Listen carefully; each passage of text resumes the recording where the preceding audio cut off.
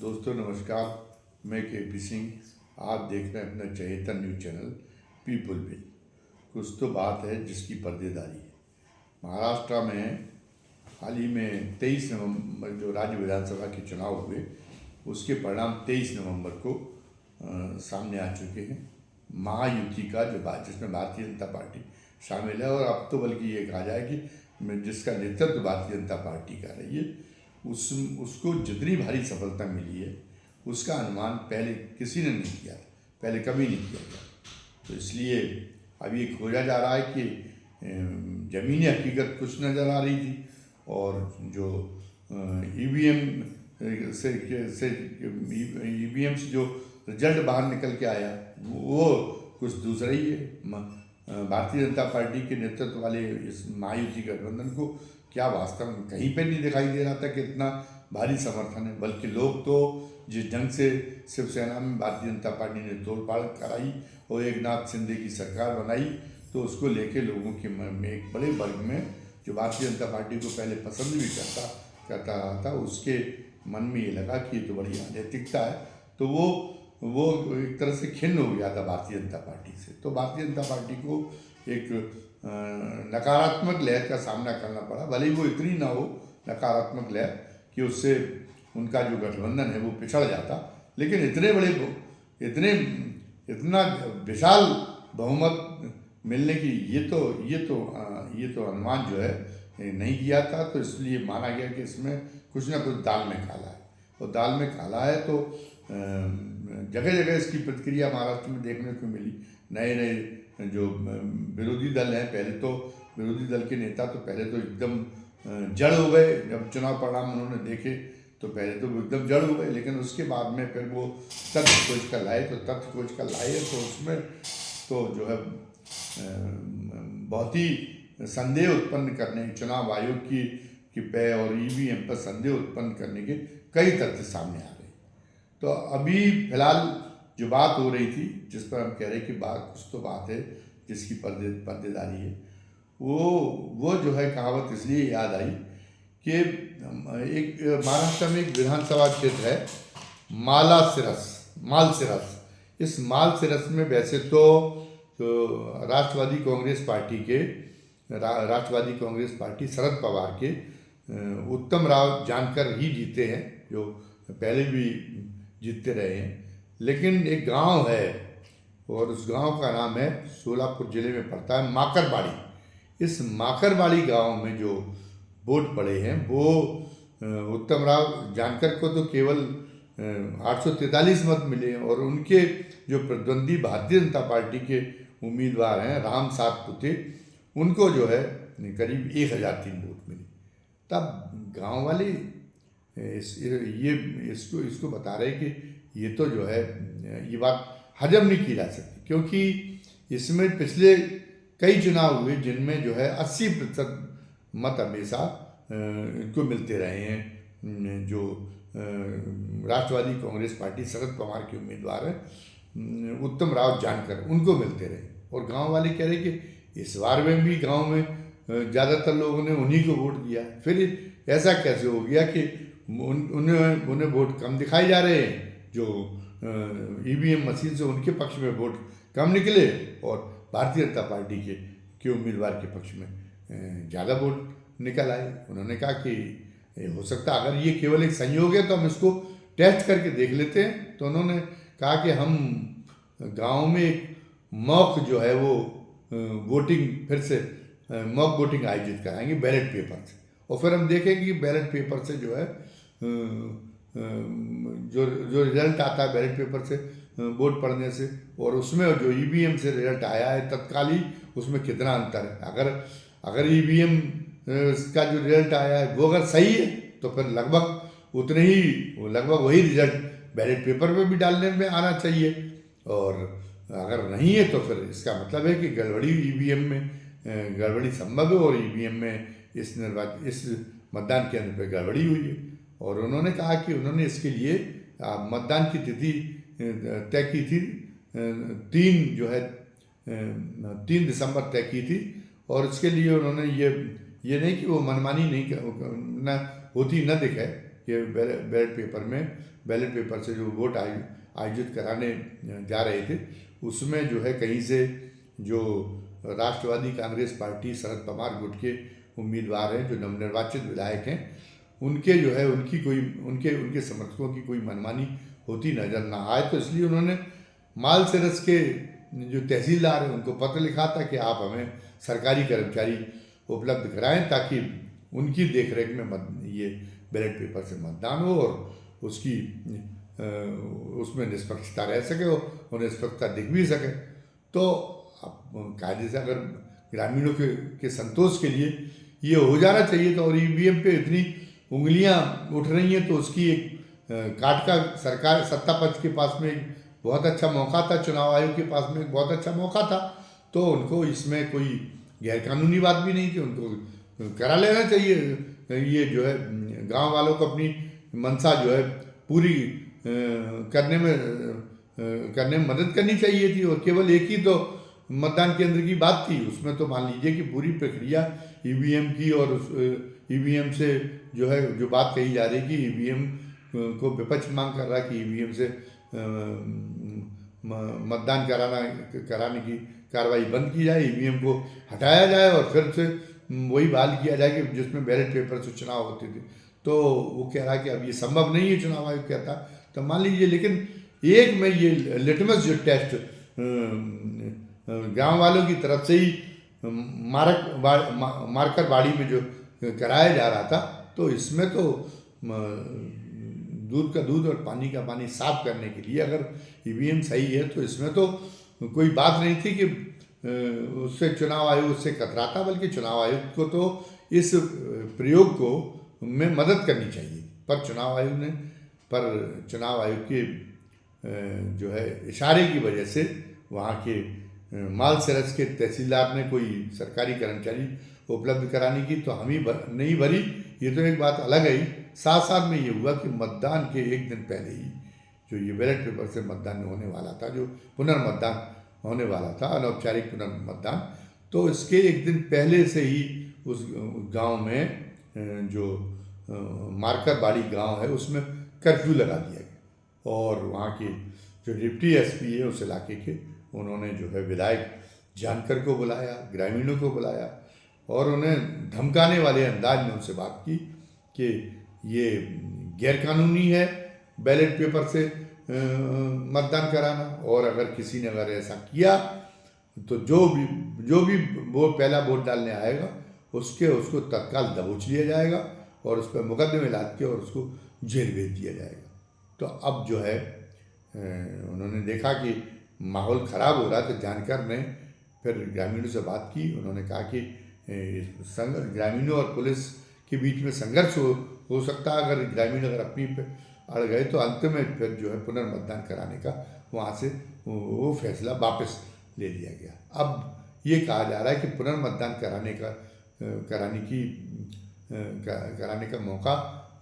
कराने की बात इसलिए नहीं पूरी होने दी गई ग्रामीणों की, क्योंकि अगर पुनर्मतदान होता और ईवीएम के उलट रिजल्ट आ जाता, पता चला कि 80% मत, 10-15 मतों की तो कोई बात नहीं थी, लेकिन 80% मत फिर से जानकर को मिल गए होते और केवल 20% में बीजेपी के उम्मीदवार को संतोष करना पड़ता, तो पूरे देश में तहलका मच जाता। पूरे देश में ईवीएम से चुनाव कराने की जो प्रक्रिया है उसके खिलाफ एक बहुत बड़ा जो है एक आधार मिल जाता, जो ये मांग कर रहे हैं कि ईवीएम से चुनाव कराने में गड़बड़ियाँ की जानी, उन लोगों आरोप लगाने वाले विपक्ष को एक बहुत बड़ा मौका मिल जाता और ईवीएम की और हो सकता है कि उसकी इतना ज़्यादा तहलका मचता कि ईवीएम से जो है चुनाव कराने की जो अभी जो ईवीएम से जो चुनाव कराना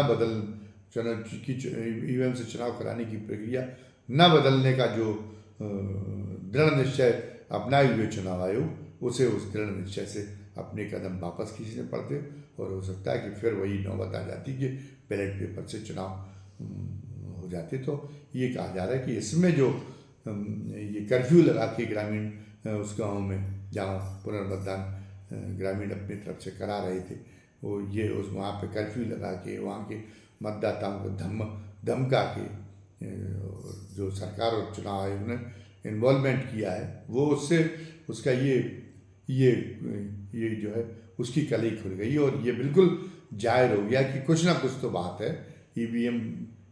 से चुनाव कराने पे जो सवाल उठ रहे उनमें कहीं ना कहीं तो कुछ ना कुछ तो सच्चाई होनी चाहिए और इसलिए उसकी जो है फिर एक नैतिक आधार एक बड़ा मजबूत हुआ है कि नहीं, ये इस बात की इसकी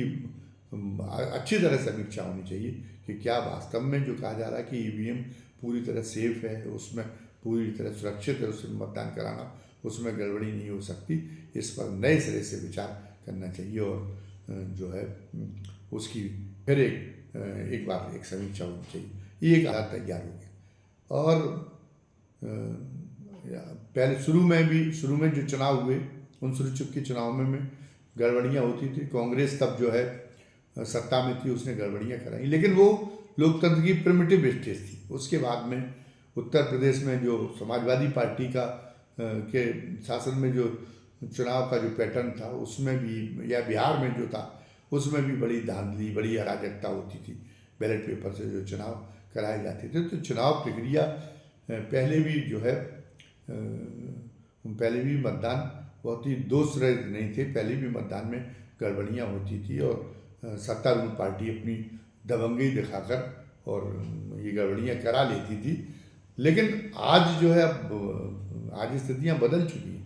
आज तो काफ़ी तब से जो है गंगा में काफ़ी पानी बह चुका है। तब से एक बहुत ही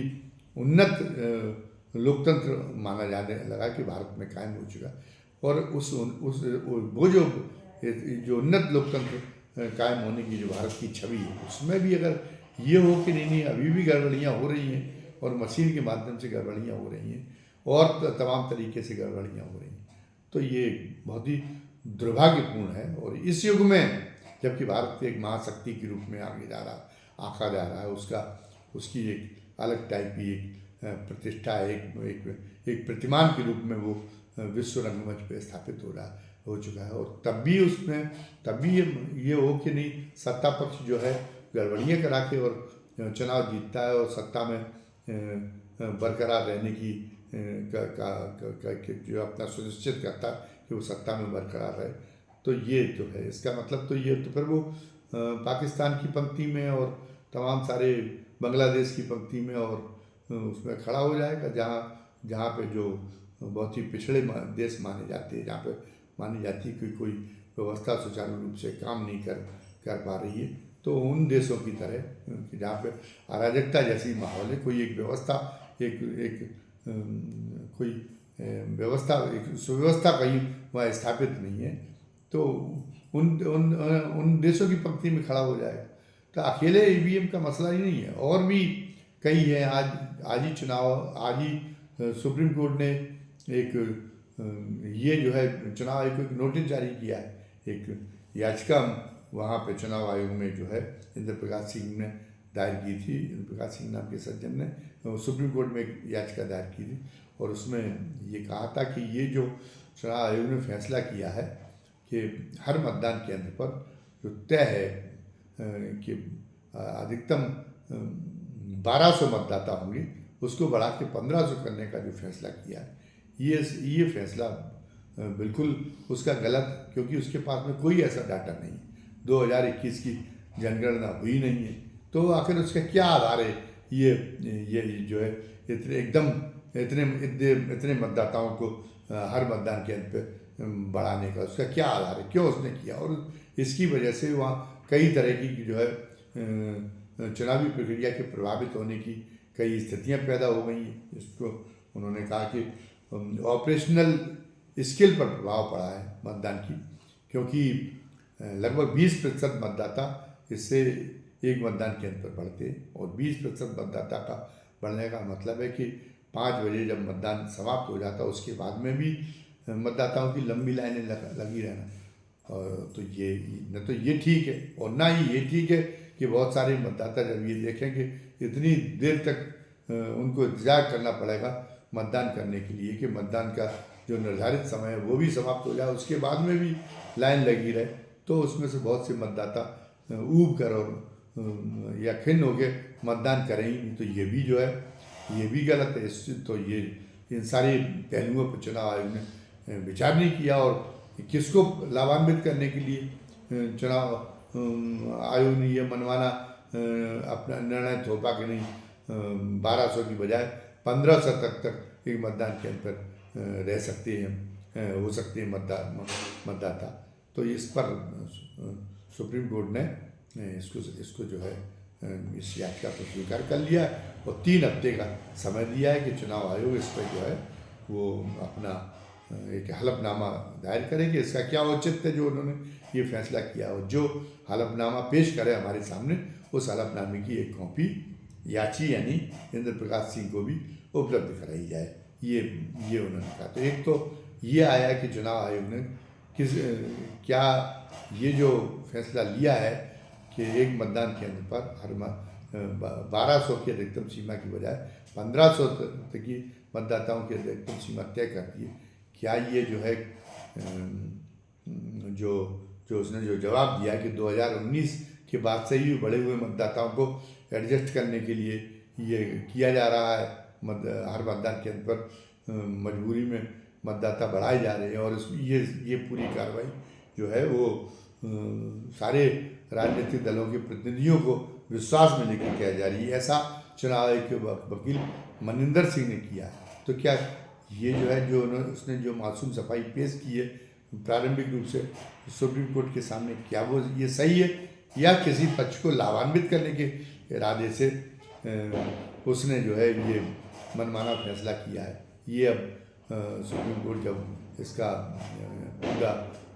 जो सुनवाई करेगी तो सुनवाई के अगले चरणों में ये बात स्पष्ट होगी। लेकिन एक तो ये भी है कि ये इससे भी जो है चुनाव आयोग जो संदेह के घेरे में खड़ा किया जा रहा है, तो फिलहाल ये भी एक तथ्य है जिस तथ्य का उसको जवाब देना है। और इसके अलावा क्या तथ्य कि जो एक CPIM के राज्यसभा सदस्य हैं जॉन ब्रिटास ने चुनाव आयोग को एक पत्र लिखा है, और वो पत्र 2 दिन बाद आज सार्वजनिक भी हो गया, वायरल भी हो गया। तो उस पत्र में उन्होंने ये कहा है कि ये तथ्य सामने आया कि जो महाराष्ट्र में चुनाव हुए तो उसमें 58.22% तो शाम 5 बजे तक का था कि इतना मतदान हुआ है, 58.22%। उसके बाद में जो शाम के 5 बजे के बाद में भी जो लाइन लगी रही, तो लाइन में उन लगे मतदाताओं के मतदान के बाद में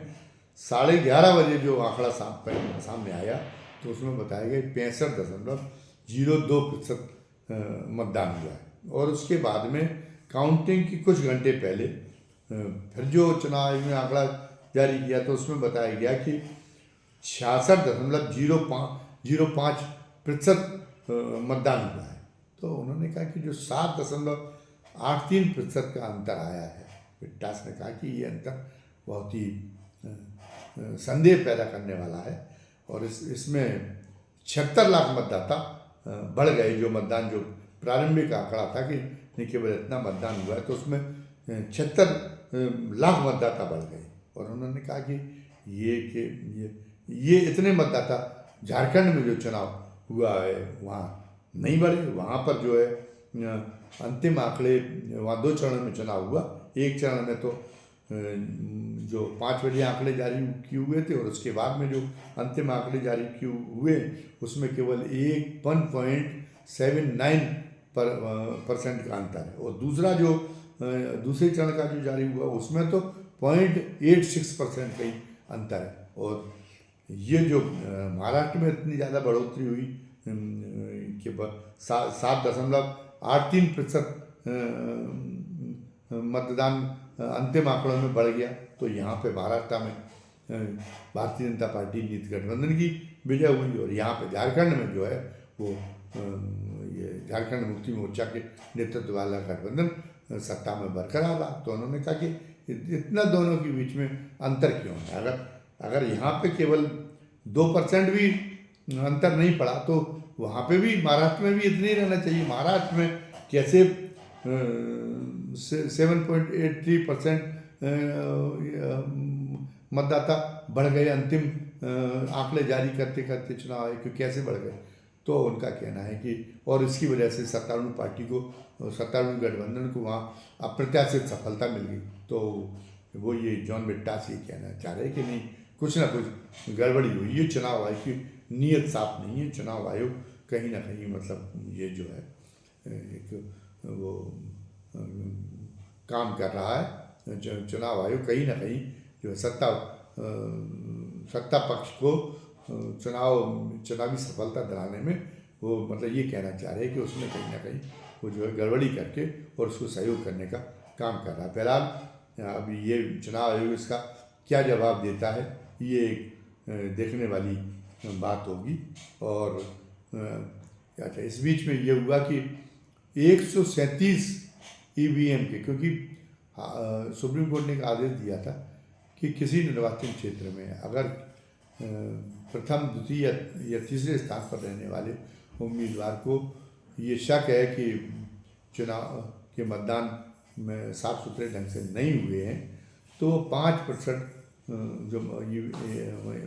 मशीनें हैं, इलेक्ट्रॉनिक मशीन है मतदान कराने वाली, उन 5% इलेक्ट्रॉनिक मशीनों के कंट्रोलर को जांचने के लिए वो जो है एप्लीकेशन दे सकता है 5% तक। उसके कहने पर जहाँ जहाँ उसे लगे कि उसके निर्वाचन क्षेत्र में अमुक मतदान केंद्र पर या अमुक बूथों पर गड़बड़ी हुई है, तो वो 5% तक की लिस्ट दे सकता है। और प्रति मशीन के हिसाब से उसको 40,000 रुपये जमा करने पड़ेंगे और चुनाव आयोग को कराना पड़ेगा। उसके सामने फिर जो है मशीनें दिखानी पड़ेंगी कि मतलब ये जो है ये रिजल्ट वही है जो बताया जा रहा है। और ये जो है कोई गड़बड़ी नहीं हुई, जैसा कि कहा जा रहा है कि जो है जितने वोट डाले जाते हैं और उससे ज़्यादा वोट जो है निकल आते हैं, इस तरीके की इलेक्ट्रॉनिक वोटिंग मशीन के बारे में कई बातें कही जाती। तो वहाँ पर महाराष्ट्र में 137 इलेक्ट्रॉनिक वोटिंग मशीनों के लिए वो एप्लीकेशन दी गई चुनाव आयोग को कि इनके जो है इनकी दोबारा गणना कराई जाए, और इसके लिए लगभग 66.5 लाख रुपए जमा कराए गए। अब इसमें ये जो हैं जॉन ब्रिट्टास हैं, इनका ये कहना है, ये भी कहना है कि इनमें से तमाम सारे क्षेत्रों में जिन मशीनों पे वोटिंग हुई थी वो मशीनें उनका डाटा नष्ट कर दिया गया और उनकी जगह नई मशीनें रख दी गई, और उन नई मशीनों को दिखा के कहा जा रहा है कि गड़बड़ी नहीं। तो अगर ये बात अगर सामने आती है तो ये तो बहुत ही गंभीर मामला है। बहरहाल और इस तरह के कई हैं जिनका हम पिछले वीडियो में जिक्र कर चुके। इस तरह की कई संदेह करने के इस तरह के कई और तथ्य भी सामने आए हैं। तो महाराष्ट्र में जो विधानसभा चुनाव में अगर वास्तव में अगर ये गड़बड़ियाँ हुई आरोप है और चुनाव आयोग अगर इनका स्पष्टीकरण नहीं दे पाता है, तो ये तो नमूना टेस्ट होगा, एक सैंपल टेस्ट होगा। इसका मतलब कि देश भर में ईवीएम जो विपक्ष कह रहा है कि ईवीएम की जबकि गड़बड़ियाँ की जा रही, तो देश भर में जो है कहीं ना कहीं गड़बड़ियाँ हो रही हैं और गड़बड़ी कराने की ईवीएम में गुंजाइश भी है। अब लेकिन हम इसकी अभी कोई हमारे पास का पुख्ता प्रमाण नहीं है। अभी इसमें नेचुरल जस्टिस का सिद्धांत है कि अगर किसी पर अगर कोई आरोप लगाया जाता है तो उसको भी अपनी सफाई में कहने का मौका दिया जाए। तो अभी तो ये आरोप लगाए गए, ये तथ्य सामने लाए गए। अब इन तथ्यों के मामले में उसकी सफाई चुनाव आयोग की क्या है उसको भी आ जाने दीजिए। हो सकता है कि उसके बाद वो उसके पास में एक मजबूत तर्क हों और उसके पास में पर्याप्त स्पष्टीकरण हो जिनसे सबकी काट हो जाए। लेकिन फिलहाल जो मारकबाड़ी जो गांव के लोगों को जो है एक मौत पुनर्मतदान जो नहीं कराने दिया गया, उसमें जो जिस ढंग से ज़बरदस्ती उनको रोका गया और जिस ढंग से धमकाया गया मतदाताओं वो उसके कारण वो जो है वो निंदनीय है और उसको जो है स्वीकार नहीं किया जा सकता। ये बात सही है और उससे जो है ये लगता है कि जो ये कहा गया है कि चुनाव न केवल निष्पक्ष होने चाहिए बल्कि दिखना भी चाहिए कि निष्पक्ष हुए हैं, तो वो जो है उस मामले में सरकार की विश्वसनीयता संदेह के घेरे में आ गई कि कुछ ना कुछ सरकार की नीयत में कुछ ना कुछ खोट जरूर है, वो उसकी दाढ़ी में तिनका जरूर है। अब क्या सरकार के पक्ष से स्पष्टीकरण होता है, क्या एक जो है सारी स्थितियाँ सामने आती हैं, पूरे चुनाव आयोग की तरफ से क्या स्पष्टीकरण होता है, ये तो एक आगे देखने वाली बात होगी। लेकिन अब ईवीएम में गड़बड़ियाँ हो रही हैं, चुनाव प्रक्रिया में गड़बड़ियाँ हो रही हैं, ये जो है ये एक मजबूत मुद्दा के रूप में सामने आ चुका है और सरकार को ये इस मुद्दे को फेस अब करना ही पड़ेगा। ये जाहिर हो गया, ये साफ हो गया। आज की वीडियो में बस इतना ही। हमेशा की तरह अपने दर्शकों से वीडियो समाप्त करने के पहले हमें गुजारिश करनी है कि ये वीडियो अगर उन्हें पसंद आया हो तो इसको लाइक करें और ज़्यादा से ज़्यादा संख्या में शेयर करें। साथ ही उन दर्शकों से भी हमारा हमेशा की तरह वही निवेदन है जिन्होंने पहली बार हमारे इस चैनल को देखा है और उनको चैनल पसंद आया है और वो चाहते हैं कि उनको हमारे चैनल पर पढ़ने वाला हर वीडियो देखने को मिले, तो उनसे हमारा कहना ये है कि वो हमारे चैनल को सब्सक्राइब करें और बेल आइकॉन इसमें दबा दें जो घंटी की आकृति का बटन है, ताकि जो भी नया वीडियो हम डालें उसका नोटिफिकेशन आप तक तत्काल पहुँच जाएगा। और वो जो है खुद तो सब्सक्राइब करें ही, अपने परिवार के लोगों को, अपने रिश्तेदारों को और अपने मित्रों को भी ज़्यादा से ज़्यादा संख्या में हमारे इस चैनल को सब्सक्राइब करने के लिए प्रेरित करें और साथ ही जो है वो अधिक से अधिक संख्या में वीडियो हमारी आज की वीडियो को लाइक करें और शेयर भी करें। और अंत में आज के वीडियो के बारे में अपनी राय कमेंट बॉक्स में दर्ज करना न भूलें। धन्यवाद। जय हिंद, जय भारत।